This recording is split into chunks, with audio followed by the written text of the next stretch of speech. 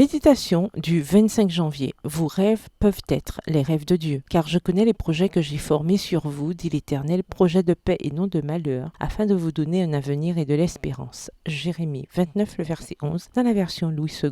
Beaucoup de femmes pensent que les conditions qui limitent dans la vie sont des obstacles insurmontables. Elles considèrent que tout est contre elles depuis leur naissance et qu'elles ne peuvent que se résigner. Elles s'habituent à vivre dans le confort de leur malheur, ignorant que Dieu les a créées avec des capacités infinies pour contourner certaines adversités. Le défaitisme accumulé affaiblit le sens de l'épanouissement, empêche la croissance et le développement personnel. Il ne nous permet pas de nous voir comme des filles de Dieu, avec la constante possibilité de grandir. Elle avait l'air faible. Je l'ai vue pour la première fois derrière un extracteur de jus de fruits qu'elle offrait à ses clients. Je pensais qu'elle resterait là le reste de sa vie, mais connaître son histoire émouvante m'a laissé stupéfaite. Née dans un village du sud du Mexique, dans une zone indigène où les possibilités de progrès sont pratiquement inexistantes, sa tâche quotidienne avait consisté à préparer à manger pour sa famille, tout en allant au seul établissement du secondaire de son milieu. Ses études terminées, elle avait décidé de quitter son foyer, ses connaissances et s'était rendue